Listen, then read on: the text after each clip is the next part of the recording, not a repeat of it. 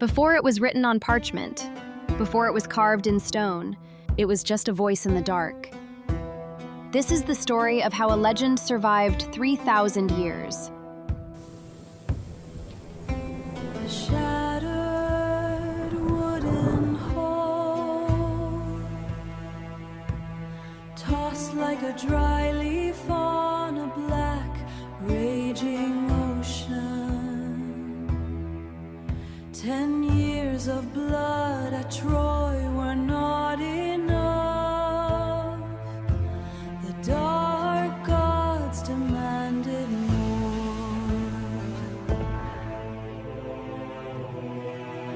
Odysseus, a king clad in salt-crusted bronze, clings to a splintered mast. Around him the sea is a yawning grave, whipped into a frenzy by Poseidon's fury. Beneath the waves, the sirens wait, singing sweet, lethal songs that strip a man of his mind. In the dark, the Cyclops howls, his single blinded eye weeping blood into the dirt of his cave.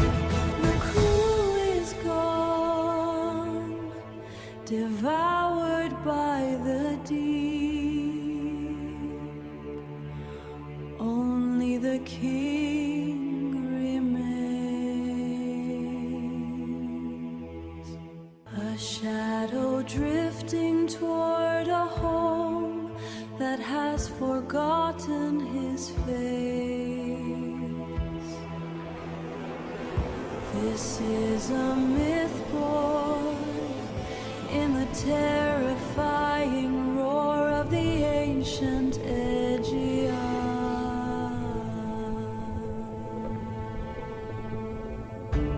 Before anyone ever read the Odyssey, they listened to it. We have to remember that for centuries, this epic was entirely invisible.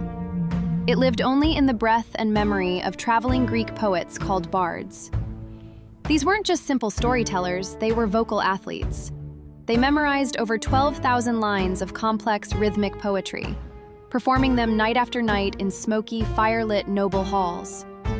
To keep the rhythm alive and help their memory, they used a regular beat, a meter called dactylic hexameter, and chanted the verses to the acoustic strumming of a simple stringed lyre. It was a fragile way to keep a story alive. If the bards stopped singing, or if a generation forgot to learn the verses, the legendary voyage of Odysseus would have vanished into thin air. The turning point came around the 8th century BCE, thanks to a revolutionary technology we now take for granted, the alphabet. The Greeks adapted a writing system from Phoenician traders, adding vowels to make it their own.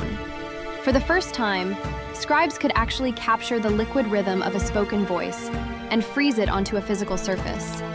They pressed the letters into soft, wet clay tablets, or painted them onto delicate sheets of papyrus imported from Egypt. It was a monumental shift. The Odyssey was no longer just an event you had to be present to hear. It became an object you could carry, store, and pass down.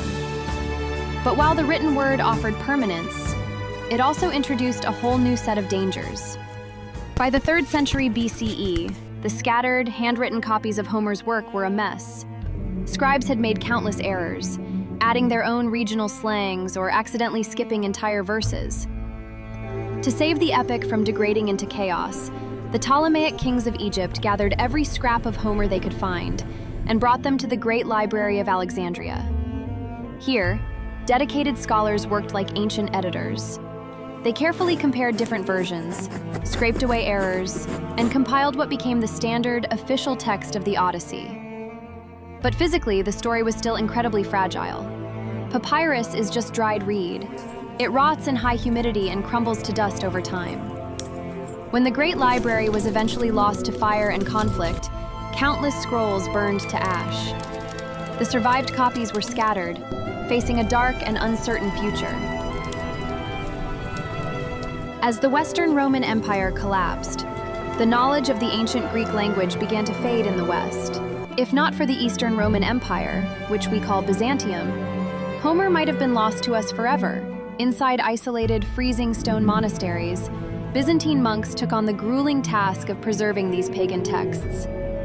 Even though they were devout Christians who didn't believe in Poseidon or the Greek gods, they deeply respected the beauty of classical literature and the Greek language.